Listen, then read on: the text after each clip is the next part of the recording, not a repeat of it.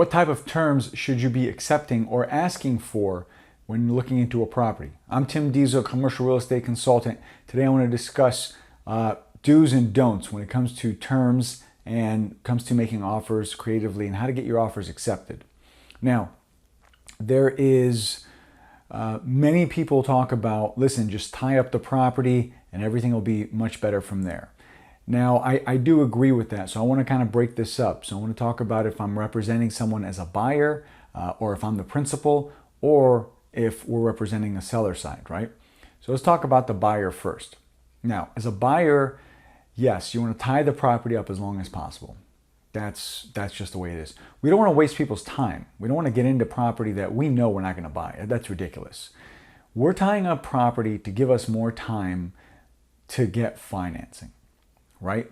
If you guys had a bunch of cash and you were just going to buy a property, more than likely you wouldn't be watching these videos. You would be out there on your own and just buying stuff left and right.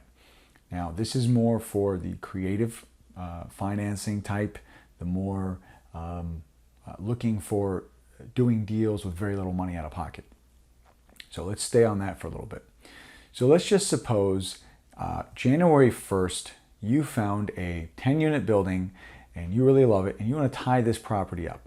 So you put in the contract a 60-day close or a 90-day close, and then you're going to put another extension once you're in there, maybe 2 extensions of 30 days.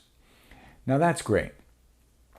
But it's January 1st, you have a 30-day due diligence. Now we're into February, all right? And if it's a, let's say it's a 90-day close in this case. If it's a 90-day close, now you have 2 months to perform. Now, most contracts have a financing contingency of some sort, right? So if you can't get financing, you can still pull out of the deal. So now you have an inspection, due diligence period, and you have a financing contingency of some sort. And you can always, well, the truth is you can always get out of the contract. You just lose your deposit money. So let's not, they can't force you to buy. And that's the advantage, but it's the disadvantage also. If you know it doesn't look pretty and you can't get financing, get out of the deal. Stop wasting everybody's time.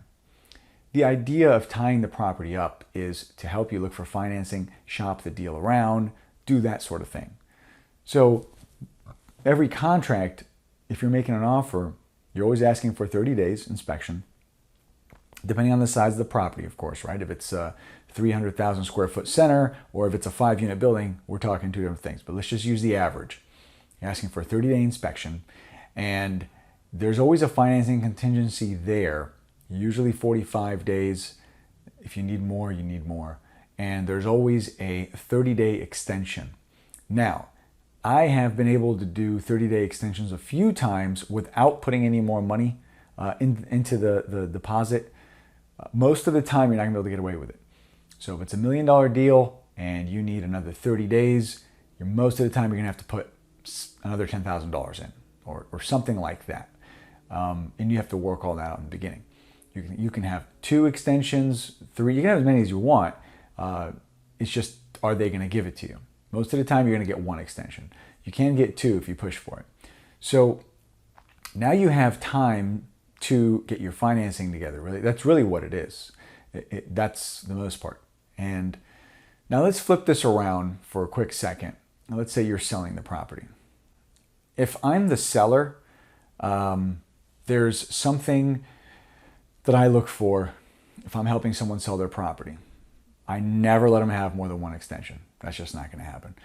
Whenever they get that extension, they got to put more money to the table. So, and most of the time, if it's like $1 million, $10,000, nothing crazy. Initial deposit, obviously, we want a certain amount up front. That's different. So usually, most contracts, they don't have a way for the seller to opt out.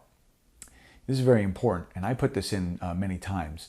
Now, there's specific language on this, and if you need help with this, definitely email me, reach out to me, I'll help you get it. The language goes, pretty much the seller can get out of the deal. And you got to be careful because every state's different. There's specific performance. meaning the buyer can make you sell, the seller can't make you buy. And you're going to have to get with an attorney if you're going to get more sophisticated. But the language, put that to the side for a second. Basically, the seller can give you back your money and shut the deal down. If they notice it's been, hey, it's 90 days, you're not doing anything, there's got to be a way for the seller to get out. And you want to put that in the contract. Now, on the flip side, the buyer, I always say the buyer in his sole responsibility has the sole responsibility to pull out and get his deposit back. So what you want to try to avoid is any of this stuff, escrow deposit, getting into a dispute of some sort. You really want to avoid all that because then the courts get into it and you want to avoid that as much as possible. So anytime you're making an offer, make sure you have the sole responsibility or you're the sole person that can sign off, get the deposit back. And if you're selling the property, make sure there's a way for you to get out. And that's very important. So you're looking up to tie property, give yourself more time, but look for a lot of different ways if you're the seller to avoid those pitfalls because you don't want to be tied up in a contract and you're going to have a real tough time getting out of it. So that's the biggest issue sometimes I see with contract. Because very rarely do I see someone say, okay, here's your deposit, just go away. Unless we talked about all that up front. So I hope that was helpful. If you guys have any more questions, definitely let me know. Glad to help you. Thank you.